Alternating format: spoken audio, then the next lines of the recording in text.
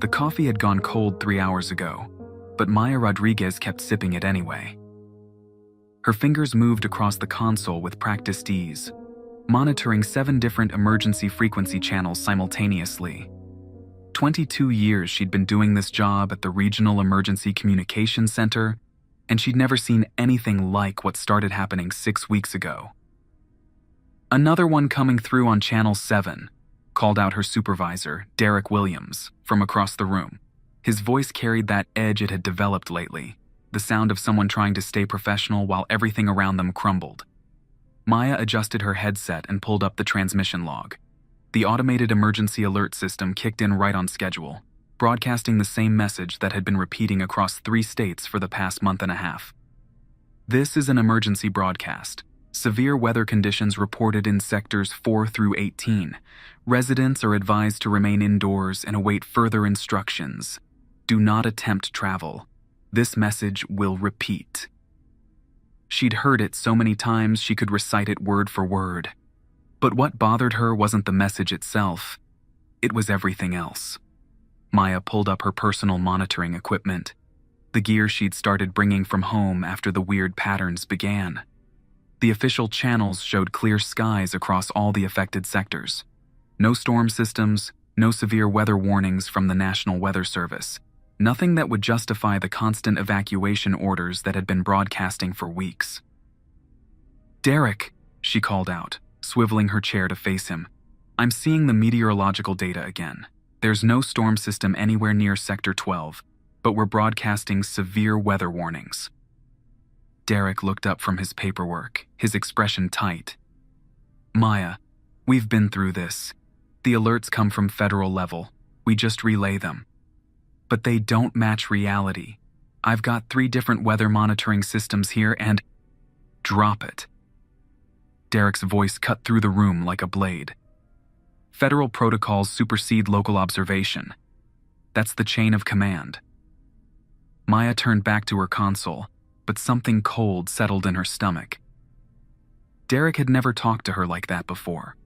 In 22 years, he'd been supportive, encouraging her to question inconsistencies and double-check data. Now he acted like questioning anything was borderline treason. She waited until Derek stepped out for his smoke break, then pulled up the transmission logs from the past 6 weeks.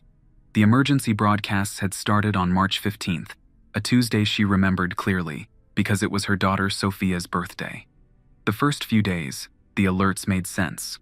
Real storm systems moving through the region, flooding warnings that matched actual rain patterns. But somewhere around March 22nd, things changed. Maya pulled up archived weather data on her personal laptop, cross-referencing it with the emergency broadcasts. On March 22nd at 3:17 p.m., the automated system started issuing severe weather warnings for areas experiencing perfect sunshine. By March 25th, the pattern was clear. Emergency broadcasts were being sent for weather events that didn't exist. What made it worse was how specific the alerts were getting. Instead of general warnings, they now included precise instructions: which roads to avoid, which buildings to evacuate, even specific times when residents should turn off their phones and radios. The most recent alerts had started including medical advisories, warnings about contaminated water supplies that health departments hadn't issued, recommendations for medications that didn't exist. Maya scrolled through the data, her coffee cup forgotten. The emergency broadcast system was being hijacked, but by whom? And why were officials like Derek acting like everything was normal? Her computer chimed with an incoming message. Maya glanced at the sender, an encrypted address she didn't recognize. She hesitated for a moment, then opened it. "You're not crazy. The broadcasts are fake. If you want to know why, meet me at Riverside Park, bench number 7, tonight at 9 p.m. Come alone. Trust no one at your office." A friend. Maya stared at the message, her pulse quickening. Someone else had noticed. Someone else was asking the same questions. She deleted the message and checked the time. Derek would be back from his break soon. Maya gathered her personal monitoring equipment and shoved it into her bag, trying to look casual. "I'm taking my lunch break," she called out when Derek returned, not waiting for his response. Maya drove to her apartment in silence, her mind racing. 6 weeks of fake emergency broadcasts, supervisors acting strange, and now anonymous messages. She needed to think, to piece together what was really happening. At home, she spread her weather monitoring printouts across her kitchen table and opened her laptop. Maya had been tracking patterns in the broadcasts, noting which areas were being evacuated and when. She pulled up a map of the region and started marking the affected zones. The pattern that emerged made her stomach drop. Every area that had received evacuation orders was either near critical infrastructure or housed sensitive government facilities. Sector 4 contained the Regional Power Grid Control Center. Sector 7 housed a pharmaceutical research facility. Sector 12 was home to the state's primary data storage center for governmental records. Maya grabbed a red pen and circled each facility on her map. The emergency broadcasts weren't random. They were systematically clearing people away from specific locations. But why? She spent the next hour researching each facility, digging through public records and news archives. The pharmaceutical plant in Sector 7 had been working on advanced medical research for the past 3 years. The data center in Sector 12 stored everything from voter registration records to state employee databases. The power grid facility controlled electricity for half the state. Maya leaned back in her chair, pieces clicking together in her mind. Someone was using fake emergency broadcasts to clear areas around sensitive facilities. But the question remained, who and what were they doing once the areas were empty? She glanced at the clock. 7:30 p.m. In an hour and a half, she'd meet whoever sent that message. Maya knew it was dangerous. Meeting a stranger based on an anonymous email was exactly the kind of thing that got people killed in horror movies. But she needed answers. Maya spent the next hour making copies of all her research, storing backup files in 3 different locations. If something happened to her, at least there would be evidence. At 8:45 p.m., she drove to Riverside Park. The place was almost empty, just a few joggers finishing their evening runs and an elderly man walking his dog. Maya parked near the entrance and walked slowly toward bench number 7, her eyes scanning for anything suspicious. A woman was already sitting there, probably in her mid-40s, wearing jeans and a dark jacket. She looked ordinary, the kind of person you'd pass on the street without a second glance. When Maya approached, the woman looked up. "Maya Rodriguez?" she asked quietly. "Yes. Who are you?" "My name is Janet Hotz. I worked for the Federal Emergency Management Agency." Janet gestured for Maya to sit down. "I've been monitoring your office's communications for the past 2 weeks." Maya sat down cautiously. "Why?" "Because someone's been using our emergency broadcast protocols to run unauthorized operations, and we think your facility is one of the relay points." Janet pulled out a tablet and showed Maya a screen full of data. "These broadcasts aren't coming from FEMA. They're not coming from any legitimate government agency. Someone has access to our systems, and they're using them to coordinate something big." "Coordinate what?" Janet looked around the park, then leaned closer. "We don't know yet, but every facility that's been evacuated has been visited by unmarked vehicles during the emergency broadcasts. Teams go in while everyone's gone. They do something inside. Then they leave. The areas get declared safe a few hours later and people are allowed back." Maya felt pieces clicking together. How many facilities? 47 across 6 states. Power grids, data centers, research labs, water treatment plants. All critical infrastructure. Janet swiped to a new screen on her tablet. "Here's what's really scary. Some of these facilities handle things that could affect millions of people. Water supplies, electrical grids, medical research databases. So, what do? We figure out who's behind it and stop them before they hit their real target." Janet showed Maya another screen, this one displaying a map with red dots marking affected facilities. "Look at the pattern. They're working their way towards something specific. All the hits so far have been practice runs or preparation for something bigger. Maya studied the map, tracing the progression of red dots. What's their target? We think it's the National Emergency Alert System headquarters in Washington. If they can get physical access to that facility, they could send emergency broadcasts to every phone, television, and radio in the country simultaneously. Janet's voice dropped to almost a whisper. Imagine what would happen if they could convince everyone in America to evacuate their homes at the same time, or take specific medications, or ignore real emergency warnings. The magnitude of it hit Maya like a physical blow. When? Based on the pattern, we think they're planning to hit NEAS headquarters in the next 2 weeks. But first, they need to take control of a few more regional facilities to coordinate the operation. Janet pointed to Maya's location on the map. Your communications center is next. Maya's mouth went dry. Derek, my supervisor, he's been acting strange, defensive about the broadcasts, telling people not to question them. He might be compromised, or he might just be following orders from someone higher up who's compromised. Janet closed her tablet. Either way, we need to document what happens at your facility during the next fake emergency broadcast. If we can catch them in the act, we might be able to trace the operation back to its source. When's the next broadcast? Janet checked her watch. According to the pattern we've mapped, tomorrow night, probably around 11 p.m., when your facility is running minimal staff. Maya's pulse quickened. What do you want me to do? Can you stay late tomorrow without raising suspicion? I can volunteer for overtime. We're always short-staffed on the night shift. Good. When the fake broadcast starts, I need you to document everything. Who issues the orders, what procedures they follow, any unusual activity in or around the building. Janet handed Maya a small device that looked like a USB drive.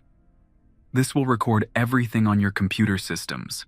Just plug it in when the broadcast starts. Maya took the device, turning it over in her hands. What if they catch me? Then we're both in serious trouble. Janet stood up. But if we don't stop this, millions of people could be in danger. These aren't random attacks. They're building towards something that could paralyze the entire country. After Janet left, Maya sat on the bench for another 20 minutes, watching the sun set over the park. Tomorrow night, she'd find out who was really behind the emergency broadcasts. The thought terrified her, but the alternative, letting whoever was responsible continue their plan, was worse. Maya drove home through quiet streets, past houses where families were having dinner and kids were doing homework. Normal people living normal lives, completely unaware that their emergency alert system had been turned into a weapon against them. She spent the evening preparing. Maya charged her phone, gathered her monitoring equipment, and made sure her personal laptop was ready to record whatever happened tomorrow night.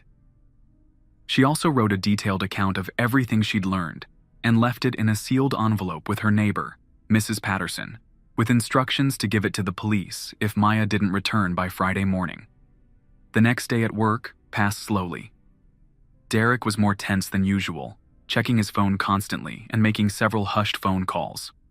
Maya tried to act normal, but every interaction felt loaded with hidden meaning. At 6 p.m., as the day shift prepared to leave, Maya approached Derek.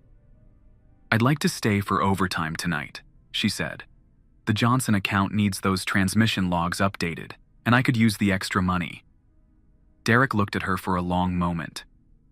You sure? It's going to be a quiet night. I'm sure. All right, just lock up when you leave. By 8 p.m., the communications center was nearly empty. Only Maya and 2 night shift operators remained, monitoring routine channels. Maya set up her equipment at her regular station and waited. At 10:47 p.m., Derek returned to the office. Maya looked up in surprise. I thought you went home, she said. Forgot some paperwork. Derek's smile looked forced. You should probably wrap up soon. System maintenance is scheduled for tonight. What kind of maintenance? Routine updates, nothing major. Maya nodded and turned back to her console, but every nerve in her body was on high alert. Derek had never mentioned system maintenance before, and he'd never returned to the office after leaving for the day. At 11:03 p.m., Maya's console chimed with an incoming federal priority message. She opened it and felt her blood chill. Emergency broadcast authorization Alpha 779. Severe chemical leak detected in sectors 15 through 23. Immediate evacuation required. All residents must leave the area within 30 minutes. Do not use private vehicles. Proceed to designated assembly points on foot. This is not a drill. Maya quickly checked her weather monitoring systems and environmental sensors. No chemical leaks detected anywhere in the region. The air quality readings were normal, and there were no industrial facilities in those sectors that could produce the kind of leak described in the alert. She glanced around the office. Derek was at his station, typing rapidly.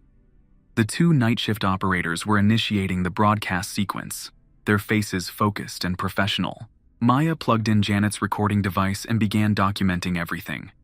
She captured the false environmental data in the broadcast, noted the specific evacuation procedures, and recorded the precise timing of the alert.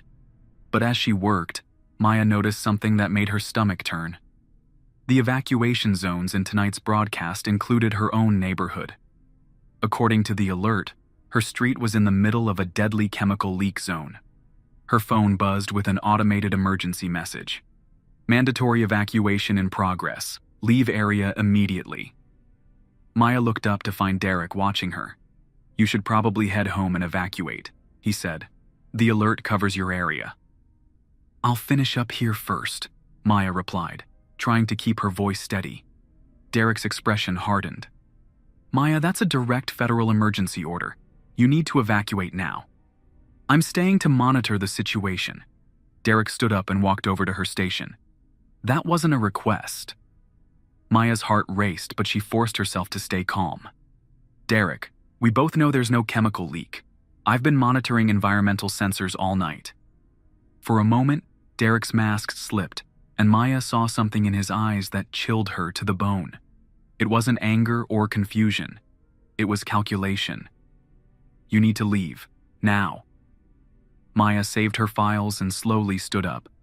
Fine, I'll evacuate. She gathered her personal equipment and headed for the exit, but stopped when she heard Derek pick up his phone.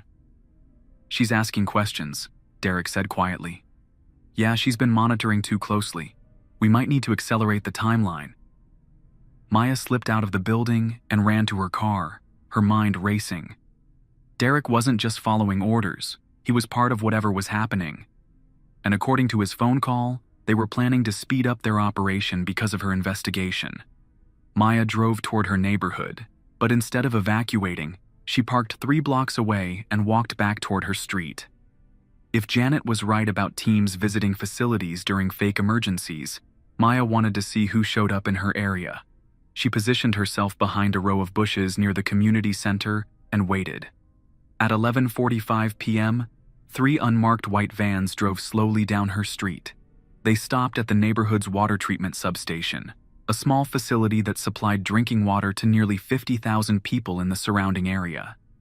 Maya watched as teams of people in hazmat suits got out of the vans and entered the water facility. They worked quickly and efficiently, like they'd done this many times before. After about 20 minutes, they loaded equipment back into their vans and drove away. Maya waited another 10 minutes, then approached the water facility. The building looked normal from the outside, but when she peered through a window, she could see that several pipes had been opened and some kind of equipment had been attached to the main water lines. She pulled out her phone and took pictures, documenting everything she could see.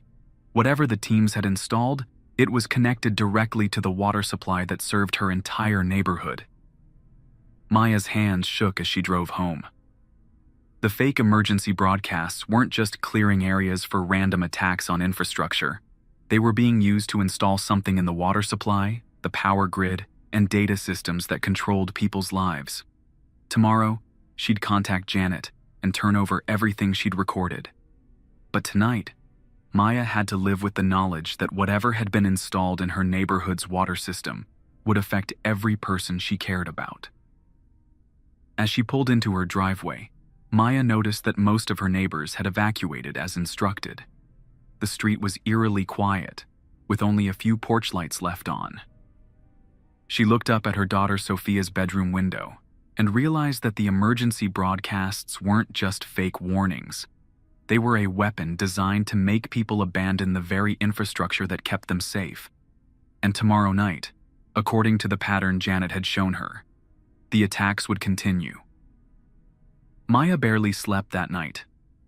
Every time she closed her eyes, she saw the hazmat teams installing equipment in her neighborhood's water system. By 6 a.m., she gave up trying to rest and made coffee with bottled water, afraid to trust anything coming from her taps. She spent the morning researching water treatment facilities and trying to understand what kind of equipment could be quickly installed in a water supply system. The possibilities were all terrifying. Chemical dispensers, biological agents, monitoring devices that could track water usage and determine when people were home. At 10 a.m., Maya called Janet from a payphone outside a grocery store 3 miles from her house. "I recorded everything," Maya said when Janet answered. "They installed equipment in my neighborhood's water treatment facility. Teams in hazmat suits working like they'd done it 100 times before." "Good work. Can you meet me at the same place as yesterday? We need to analyze what you recorded." "Janet, they know I'm asking questions. My supervisor made a phone call about accelerating their timeline." There was a pause. "That's not good. We might have less time than we thought." Maya met Janet at Riverside Park an hour later. This time, Janet had brought a laptop and several technical devices Maya didn't recognize. "Show me everything you recorded," Janet said. Maya handed over the USB device and her phone with the photos from the water facility. Janet plugged the drive into her laptop and began scrolling through the data. "This is incredible," Janet said after several minutes. "You captured the exact protocols they're using. Look at this. The equipment installation follows a specific sequence, and the timing matches installations at other facilities across the country." "What kind of equipment is it?" Janet pulled up a technical diagram on her screen. "Based on these images, it looks like some kind of automated dispensing system. But here's what's strange. The chemical signatures we're detecting aren't toxic. They're actually medical compounds." Maya stared at the screen. Medical compounds? Specifically, they appear to be cognitive enhancers and neurological stabilizers. Drugs that would make people calmer, more focused, less likely to panic. Janet looked up from her laptop. "Maya, what if this isn't an attack? What if whoever's doing this thinks they're protecting people?" The possibility hit Maya like a slap. Protecting them from what? That's what we need to figure out. And I think the answer is at your communications center. Janet closed her laptop. "I've been monitoring federal emergency channels, and there's chatter about a major incident planned for tonight. Something that requires maximum population stability during the response." Maya felt cold despite the warm afternoon sun. What kind of incident? "I don't know, but based on the communications I've intercepted, it's something that would normally cause mass panic, the kind of event where people's first instinct would be to flee or fight, which would make everything worse." They sat in silence for a moment, processing the implications. "Janet," Maya said slowly, "what if the fake emergency broadcasts aren't the real plan? What if they're just preparation for a real emergency that's coming?" Janet nodded grimly. "That's exactly what I'm afraid of. Someone knows something terrible is about to happen, and they're using the emergency broadcast system to prepare the population without telling them what they're preparing for. But why not just warn people directly? Because sometimes the truth causes more damage than ignorance. Think about it. If you knew a catastrophic event was coming but couldn't prevent it, would you want people to spend their last normal day in panic? Or would you rather give them medication to keep them calm and rational when it actually happens?" Maya's phone buzzed with a text message from Derek. Need you to come in early tonight. Special federal coordination exercise. Report by 7 p.m. She showed the message to Janet. This is it, Janet said. Tonight's when whatever they've been preparing for actually happens. I need you to get me inside that communications center. How? Can you bring a guest? Someone helping with the federal exercise? Maya thought about it. Maybe. If I say you're a federal liaison or something. Perfect. I'll create credentials that should pass a basic check. Janet stood up. Maya, I need you to understand something. After tonight, either we'll have answers and can stop this, or we'll be in serious danger from people who think they're saving the world by controlling it. Maya drove home and spent the afternoon preparing. She packed emergency supplies in her car, left detailed instructions with Mrs. Patterson about contacting the authorities if she disappeared, and called her daughter Sophia at college.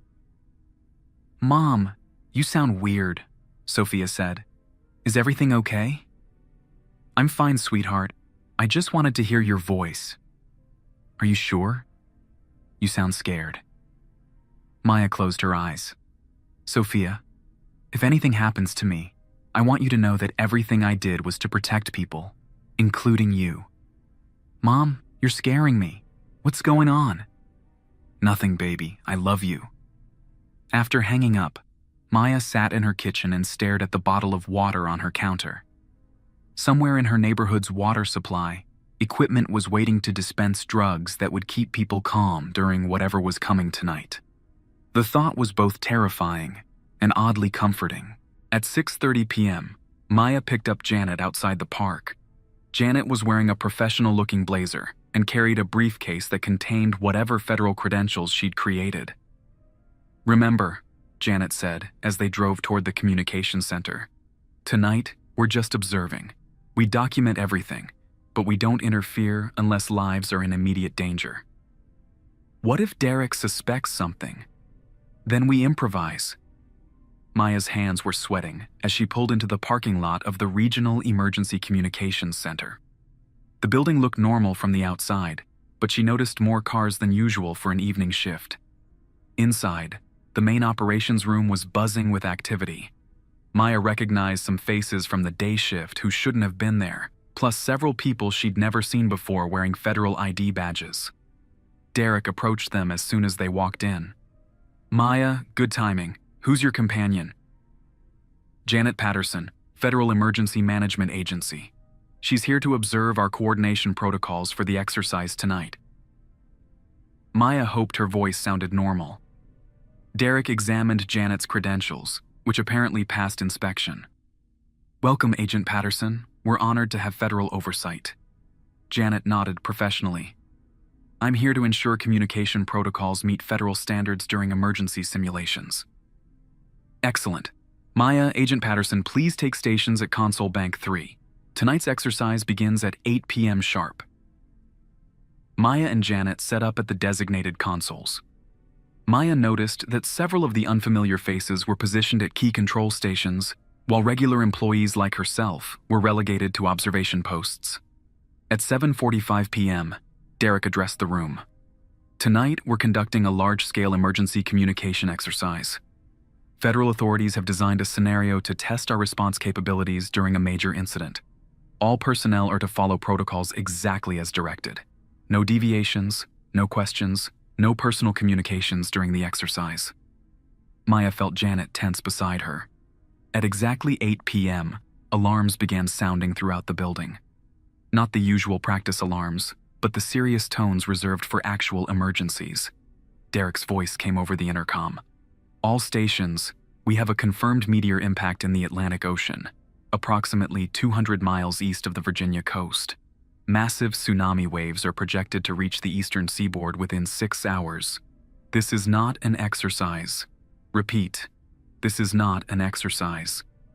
Maya's blood ran cold. She looked at Janet, who was already pulling up data on her tablet. Maya, Janet whispered, this isn't showing up on any federal emergency systems. There's no meteor impact, no tsunami warning from NOAA, nothing. but the people around them were responding as if the emergency was real. Emergency broadcasts began transmitting across all channels, warning coastal populations to evacuate immediately to designated inland shelters.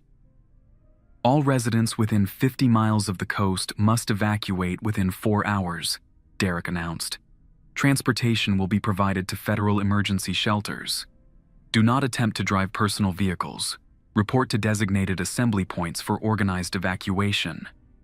Maya watched in horror as millions of people across multiple states received emergency alerts telling them to abandon their homes and report to government shelters. The scope was staggering. This wasn't a test or a limited operation. This was a coordinated effort to relocate a significant portion of the East Coast population. "Janet," Maya whispered, "they're evacuating millions of people based on a lie." "I know, but why?" Maya accessed her monitoring systems and began tracking the evacuation orders. The pattern was becoming clear.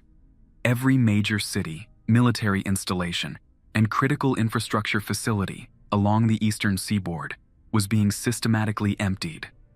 At 9:30 p.m., Maya's console received a priority message from federal authorities. Phase 2 authorized. Begin medical compliance protocols. Derek's voice filled the room again. Due to potential contamination from meteor impact debris, all evacuees will receive prophylactic medical treatment at evacuation centers. This treatment is mandatory and has been pre-approved by federal health authorities. Maya's stomach dropped. The equipment in water treatment facilities, the cognitive enhancers Janet had identified, it was all connected. They weren't just evacuating people. They were planning to medicate them at the shelters. "Janet," Maya whispered urgently, "I think I know what's really happening." But when Maya turned to Janet's station, it was empty. Janet was gone. Maya looked around the operations room frantically. Janet was nowhere to be seen, and Derek was walking directly toward Maya's console. "Ms. Rodriguez," Derek said, his voice carrying that calculated tone she'd heard on the phone the night before. "I need you to come with me." "Where's Agent Patterson?" "Agent Patterson is attending to federal business. You're needed for a special assignment." Maya's heart raced, but she forced herself to stay calm. "What kind of assignment?" "Follow me." Derek led Maya down a corridor she'd never seen before, past security doors that required keycard access. They entered a small conference room where 3 people in federal suits were waiting. "Ms. Rodriguez," one of them said, "please have a seat." Maya remained standing. "Where's Janet?" "There is no Agent Janet Patterson in the Federal Emergency Management Agency," the man said. "The woman you've been meeting with is Dr. Janet Richardson, a former CDC researcher who was dismissed from government service 3 years ago for attempting to expose classified operations." The room seemed to tilt around Maya. "What operations?" "Dr. Richardson has been interfering with a critical national security exercise designed to test our capacity to manage population displacement during catastrophic events." "The meteor impact is a simulation, yes, but the threats we're preparing for are very real." The man opened a folder and showed Maya satellite images. These photos were taken by military reconnaissance satellites over the past 6 months. "Do you see anything unusual?" Maya stared at the images. They showed what appeared to be massive structures rising from the ocean floor in multiple locations around the globe. "What am I looking at?" "We don't know. These structures appeared simultaneously in 12 locations worldwide 6 months ago. They're growing larger each week, and they're emitting energy signatures unlike anything we've seen before." Maya felt dizzy. "You're saying there's actually a threat?" "We're saying there's something in our oceans that doesn't belong there, and we have no idea what it is or what it plans to do. But we do know that when these structures reach a certain size, which our calculations suggest will happen within the next 72 hours, they're going to emerge from the water." The federal agent showed Maya more photos. The structures were enormous, each one the size of a small city, and they were clearly artificial. The The cognitive enhancers, the evacuation procedures, the emergency broadcasts, everything you've been investigating is part of a plan to manage civilian populations when these things reveal themselves. Because when that happens, traditional emergency management won't be enough. Maya sank into a chair. So the water treatment facilities contain medications designed to prevent mass panic when people see these structures emerge. The evacuation centers have been equipped with everything necessary to house and care for millions of people for extended periods. And the emergency broadcast systems have been prepared to provide coordinated information that will keep people alive instead of sending them into chaos. Why not just tell people the truth? Because the truth is that we don't know if these things are weapons, transportation devices, or something else entirely. We don't know if they're controlled by hostile intelligence or if they're completely automated. We don't even know if they're aware of us. The agent closed the folder. What we do know is that revealing giant artificial structures in our oceans without preparation would cause societal collapse before we could determine if they're actually dangerous. Maya's mind reeled. Where's Janet, Dr. Richardson? In federal custody. She's been trying to stop our preparations because she believes people have a right to know what's coming, regardless of the consequences. Derek spoke for the first time since entering the room. Maya, we need your help. Your communication center is critical to maintaining coordinated information flow when these structures emerge. We need someone with your experience and knowledge of the local systems. What if I refuse? Then millions of people will be less prepared for whatever happens next, and Dr. Richardson will face federal charges for interfering with national security operations. Maya looked around the room at the faces staring at her. These people genuinely believed they were protecting the country from something unprecedented and potentially catastrophic, but they were doing it by drugging water supplies and lying to the entire population.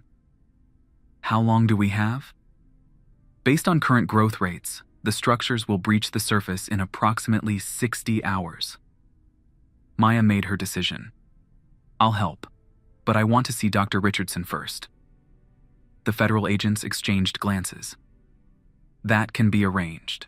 They brought Maya to a secure holding area in the basement of the communications center, a part of the building she'd never known existed. Dr. Richardson was sitting in a small room that looked more like a conference room than a jail cell. Maya? Janet said when Maya entered. Did they tell you? About the structures in the ocean? Yes? Did they show you the energy readings? Maya shook her head. Janet pulled out a tablet. Apparently, they'd allowed her to keep some of her research materials. The structures aren't just growing, Maya. They're communicating with each other and with something outside our solar system. Maya stared at the data on Janet's screen. You're saying they're not human? I'm saying they're definitely not human, and they're part of something much larger than what's happening on Earth. Janet swiped to another screen showing radio telescope data. These energy signatures started appearing from deep space around the same time the ocean structures became active. Whatever's in our oceans is talking to something very far away. So why are you trying to stop the government's preparations? Because they're preparing for the wrong thing. Janet's voice was urgent. They're treating this like a military threat or a natural disaster, but the communication patterns suggest something completely different. What? The structures aren't weapons or invasion devices. They're construction equipment. Something is building infrastructure in our oceans, and the communication patterns suggest they're asking permission. Maya felt the world shift around her again. Permission for what? That's what we need to find out. But we can't do it if the government keeps the entire population sedated and controlled.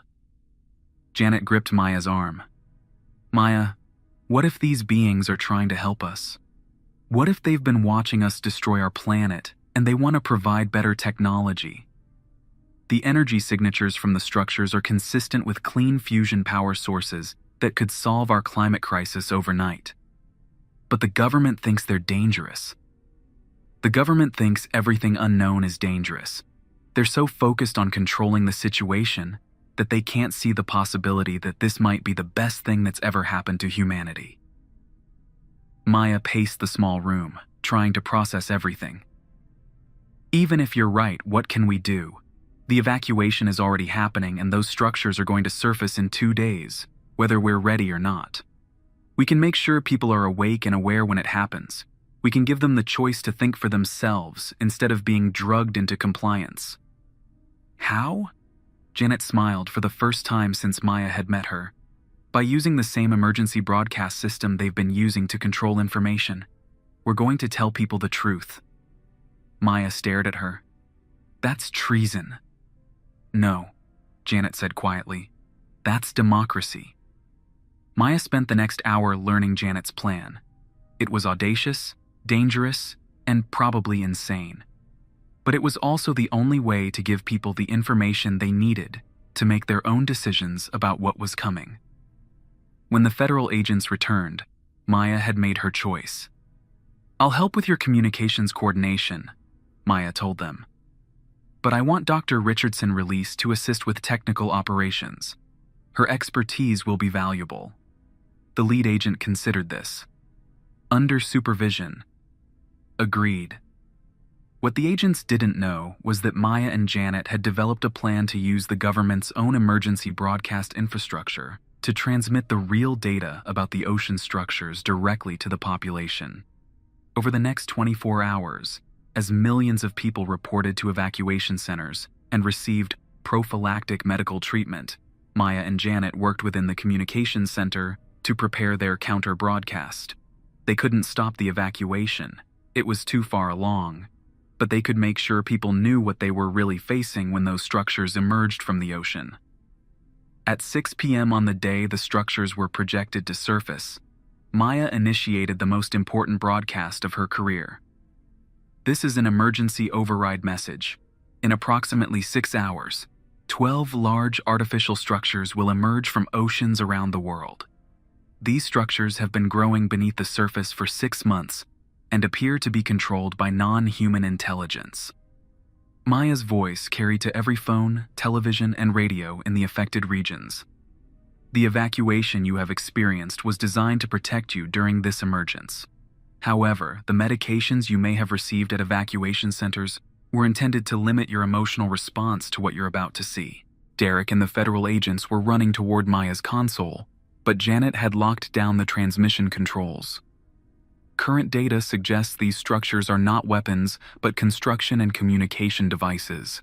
Energy signatures indicate clean fusion technology that could revolutionize human civilization. The beings responsible appear to be attempting peaceful contact. Security personnel reached Maya's station and began trying to shut down the transmission, but Janet had routed it through backup systems across multiple states.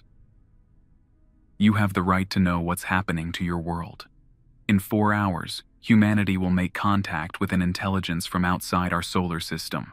Stay calm, stay aware, and remember that fear is often just a lack of understanding. The transmission ended as security personnel finally disabled the broadcast equipment. Maya and Janet were immediately detained, but they'd accomplished what they set out to do. Millions of people now knew the truth. At 11:47 p.m., exactly as projected, 12 massive structures breached the surface of oceans around the globe. They rose slowly, like cities emerging from the depths, their surfaces covered in patterns of light that pulsed in complex rhythms. Maya and Janet watched from a secure viewing room as the first structure fully emerged off the Virginia coast. It was beautiful. A crystalline spire that reached nearly half a mile into the sky, surrounded by smaller towers that hummed with energy. Look at the water around it, Janet said. Maya stared. The ocean surrounding the structure was changing color, becoming clearer and more vibrant. Fish that had been absent from those waters for decades were returning in massive schools. It's cleaning the ocean, Maya whispered. Across the globe, similar scenes played out as each structure emerged. Instead of attacking or invading, they began what appeared to be environmental restoration on a massive scale. ocean temperatures stabilized, pollution levels dropped, and marine ecosystems began recovering at an unprecedented rate. The communication attempts began 3 hours after emergence. Mathematical sequences, prime numbers, and then increasingly complex patterns that suggested advanced intelligence. The messages were peaceful, patient, and clearly designed to establish dialogue rather than dominance. Maya and Janet were released the following morning. The federal agents who had detained them looked exhausted and somewhat embarrassed. "It appears," the lead agent said, "that Dr. Richardson's assessment was more accurate than our worst-case scenario planning." "So what happens now?" Maya asked. "Now we learn. The structures are clearly trying to help rather than harm, and the beings controlling them seem willing to work with us rather than subjugate us. Your broadcast may have prevented the kind of mass panic that could have turned a first contact situation into a disaster." Maya drove home through a world that had changed overnight. The emergency broadcasts were now carrying real information about the structures and the ongoing attempts at communication. The cognitive enhancers had worn off for most people, but instead of the predicted chaos, there was a sense of cautious optimism. Her neighborhood looked the same, but Maya knew everything was different. The water from her taps was cleaner than it had been in years. Apparently, the structures were connected to underground systems that were purifying groundwater across entire continents. Maya's phone rang. It was Sophia, calling from college. "Mom, I saw your broadcast. Was that really you?" "Yes, sweetheart." "Are you in trouble?" Maya looked out her window at the clear blue sky. In the distance, she could see the top of the Virginia structure, its lights pulsing in patterns that scientists were already beginning to decode. "No," Maya said. "I think we're all going to be just fine." 3 months later, Maya was promoted to Director of Interplanetary Communications Coordination, a job title that would have been science fiction 6 months earlier. The structures had established permanent communication links with what appeared to be a vast network of civilizations throughout the galaxy, and humanity had been invited to join as junior partners in a cosmic community focused on environmental restoration and sustainable development. Janet became the lead scientific liaison, coordinating research projects between human scientists and the artificial intelligences that operated the ocean structures. The beings themselves remained physically distant, communicating only through their constructs, but their intentions became clear through actions. They were gardeners, nurturing life throughout the universe. The emergency broadcast system Maya had once monitored for weather alerts now carried daily updates on technological innovations, environmental restoration projects, and cultural exchange programs with other worlds. The fake emergency broadcast that had started everything turned out to be practice for something far more important: managing humanity's transition from an isolated world to a participating member of a galactic civilization. Maya often thought about the night she'd first noticed the discrepancies in the weather alerts. If she hadn't questioned those broadcasts, if she hadn't investigated the patterns, if she hadn't met Janet and learned the truth, humanity's first contact with an alien civilization might have been shaped entirely by fear instead of hope. Sometimes the most important thing you can do is refuse to trust the voices telling you not to ask questions, even when those voices claim to be protecting you.